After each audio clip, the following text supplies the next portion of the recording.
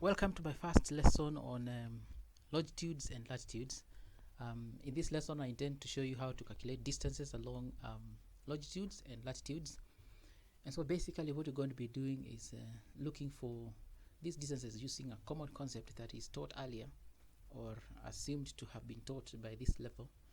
And so maybe for a start, I wish to refresh on that particular lesson, on that particular concept. But maybe to begin, I need to define some things. The first thing I need to define is a great circle. I will also want to define what a small circle is, basically because we're going to be looking for distances along a great or a small circle throughout the concepts in the topic. The first thing, the great circle. Now, great circles are longitudes or the equator. All longitudes run from the North Pole to the South Pole. They are the ones represented by the red lines there, but the purple line is the Earth's axis. Now there are so many, they move eastwards up to 180 degrees and also westwards up to 180 degrees.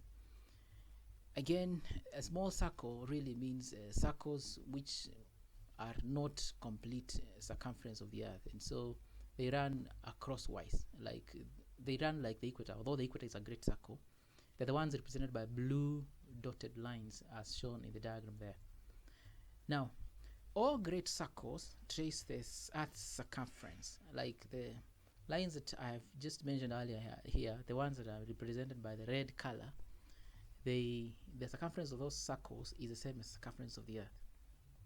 While the small circle, their circumferences don't trace the circumference of the Earth. In other words, the circumference of the small circle is smaller than that of the Earth. And that's why we say the equator is not a small circle, because the circumference of the equator is actually the circumference of the Earth. Now, these small circles move northwards from the equator up to 90 degrees. They move southwards up to 90 degrees. And so that's basically what there is there. Great circle, they trace the circumference of the Earth, but small circle, they don't. Now, all great circles include longitudes and the equator.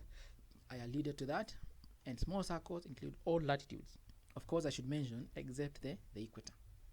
Having said that, I need to remind you of the concept that I was mentioning earlier, that we're going to be looking for distances along the small or great circle, but it's necessary for us to remember this one thing. The distance along the arc of a circle with an angle theta subtended at the center of the circle is normally found by having theta over 360 times 2 pi r. In other words, it's just a ratio of the total circumference of the circle. We need to remember that. Now, as we begin, I want us to look at the distance along a small circle. The distance along a small circle, and a few things. The first thing is small circles are all different in sizes. I've just alluded to that in the previous, in what I just said before this. All circles, they are not equal in terms of their circumference.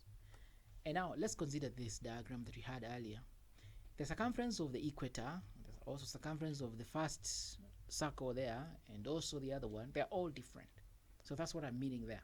All circumferences are different for all of these circles because their radius are all different. But now the question would be, how are we going to always look for the circumference of these things? Because we need a ratio of that circle, or that circumference. How do you look for the radius of this? And that's what I want us to define at this particular time. But as we begin, we look at the another aspect. If this is the Earth, how would it look like if we looked at it from space? It would be something like this. The circumference, sorry, the equator will be like a straight line. All the other latitudes will be also some other lines above or below the equator. They will look shorter than the equator. They will progress from the equator northwards up to the North Pole and southwards up to the South Pole. This is how it looked like. Now, I should also mention that the radius, sorry, the angle we assign to an equator, say 20 degrees north or 30 degrees south or whatever it is, it's actually an angle subtended at the plane of the equator at the center of the Earth. And that's defined by this diagram here. This angle, say 40 degrees north, is 40 because we have an angle of 40 between this line from that point to the center of the Earth, then that angle subtended by that line there to the plane of the equator, that angle is 40. No wonder we say it's 40 degrees north. And that's why I was saying that they actually go northwards up to 90, up to the North Pole, which is 90 degrees north. And so the angle between the axis of the Earth and the plane of the equator will be 90. Now they move northwards up to 90 degrees, southwards up to 90 degrees also, and also the other side it's 90 and another 90, totaling a total of 360 degrees. Now, as we go ahead in defining the radius of a small circle, we need to also now extract a triangle that we can see there, and that is a triangle that has showed up in your screen there. So I have the blue line, the purple line, and that black line, and again the red one, completing a right angle triangle that is overturned as it's shown there. Please understand that the black color is the radius of the Earth, okay? And the small r actually represents the radius of that particular latitude or circumference of that particular small circle there, okay? Now our idea therefore is to know how is r, small r, how is it related with the capital R. Now we use a concept in trigonometry which is implied by this extract here. We have the capital R representing that line there, we have the small r there, and a line that's perpendicular to the small r. Now according to trigonometry we say that, just before I go to that I should mention that the black line subtends two equal angles, because this line and this other one there are parallel. Therefore this angle phi is the same as that angle there, because they alternate. Now from trigonometry we know that cos theta is equals to adjacent of a hypotenuse. In our case, cos of this line here is a small r divided by capital R, which is our adjacent and our hypotenuse respectively.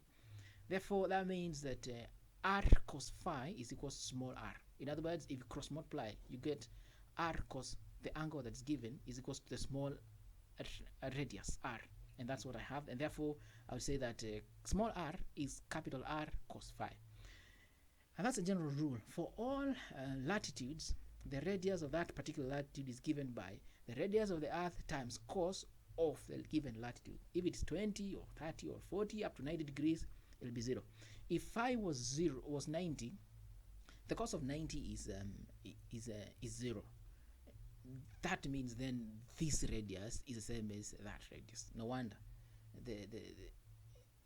that's the case there. We'll not need to use this because it will be a distance along a great circle.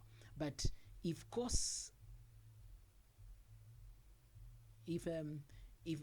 the phi is 0, it will be a line along the equator, and again we also not need to use this. We just need to use r as it is given. Therefore this is a general rule that converts the radius of a small circle to an equivalent, so that we can use it in operating using the formula that he gave you, the distance along the arc of an angle with a arc of a circle with an angle subtended at the center of the circle. Now having said that, I also need to mention that therefore the distance along a great circle is just this ratio here, theta over 360 times 2 pi small r, but the small r now is replaced by capital R cos phi, and that distance there is in kilometers, because the capital R is distance of the radius of the Earth, which is in kilometers, and therefore distance along a small circle in kilometers is always given by theta over 360 times 2 pi capital R cos phi. Okay, another thing, the distance along a small circle is given by 60 times theta times cos phi.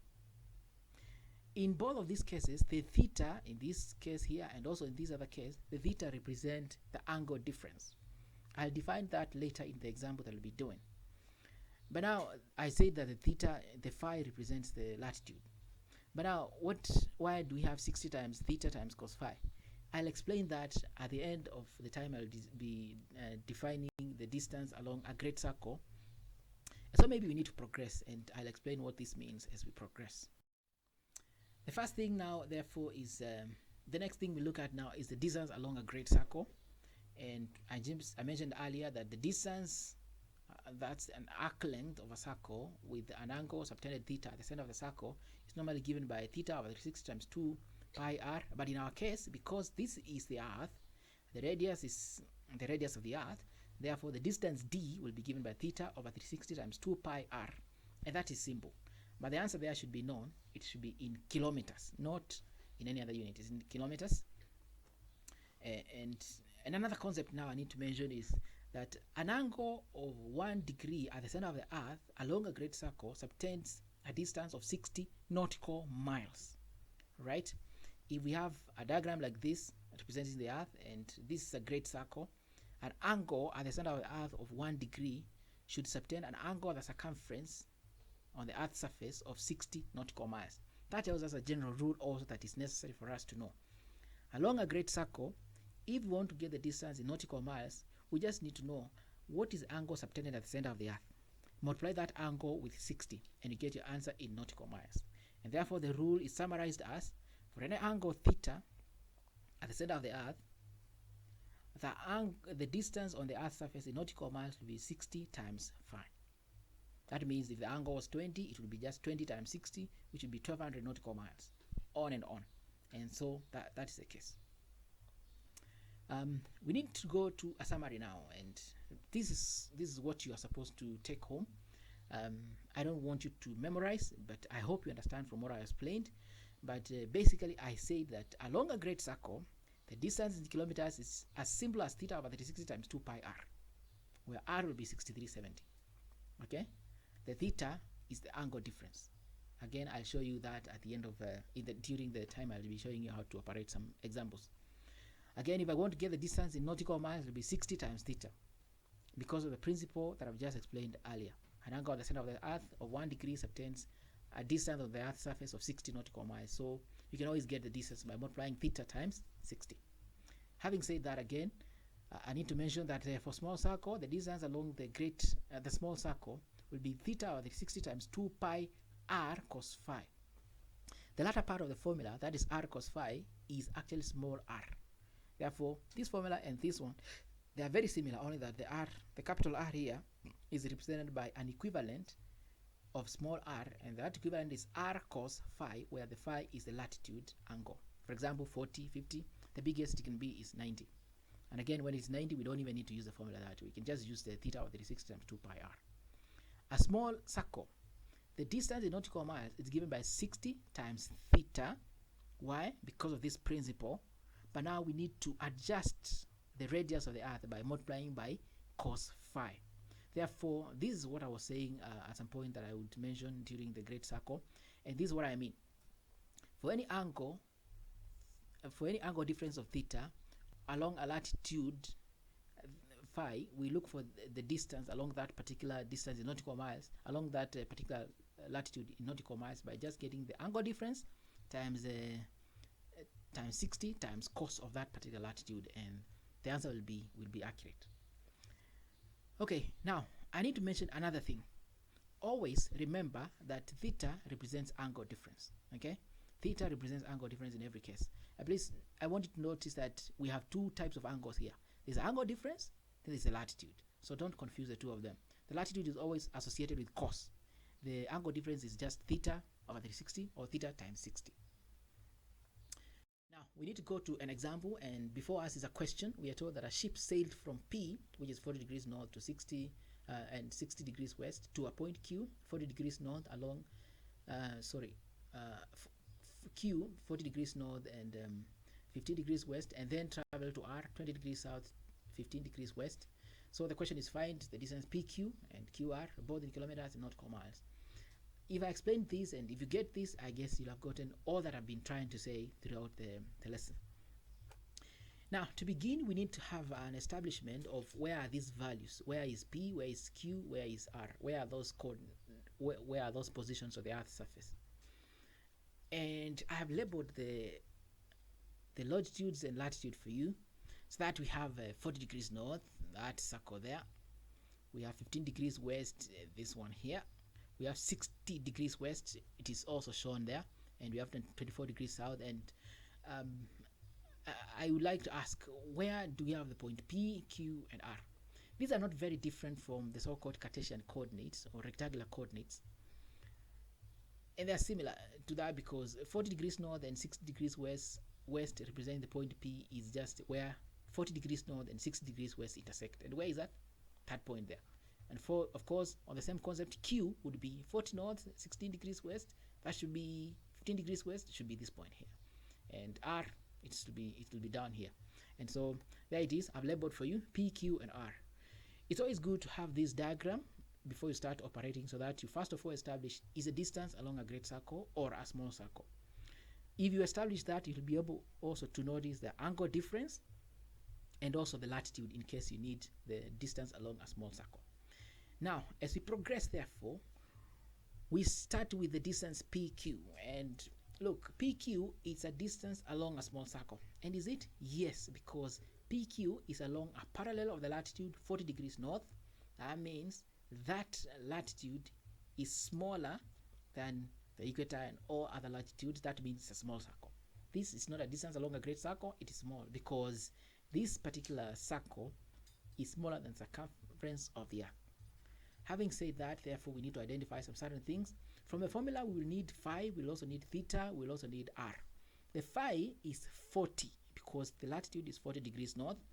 Theta is the angle difference. Now the point P to Q will move from 60 west all the way to 15 west. That means we'll have reduced 45 of them. And so we'll say 15 minus 60 minus 15 gives us 45 degrees, and that is the angle difference.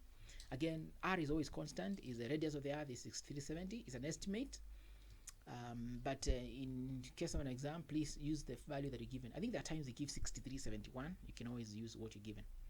Now, putting the values in the formulas, the distance in kilometers will be given by theta over the 60 times 2 pi capital R cos phi. Put the values in the formula, you get 45 over 60 times 2 times 3.142 times 6370 times cos 40. And the answer will be 3,803.01 kilometers. I hope that's clear. The whole idea there is, first of all, establish, is it a small circle? If it is, what's phi? If you've got that, what is the angle difference? And that will be easy. The next thing is the distance PQ also in nautical miles. The formula we got from the summary, we said it is 60 times theta times cos of phi, and so there it is. So we need also to use the same values. Phi will be 40 and theta will be 45 again. So we just put the values there, and the answer will be 2068.32 nautical miles. There's a thing I need to mention here, how to convert kilometers to nautical miles. Normally, 1 nautical mile is equal to 1.853 kilometers. So if I wanted to convert this one to this one, I'll need to multiply by 1.853. If I want to convert the kilometers to nautical miles, I'll divide by 1.853. And you can just try any of the two to prove your answer.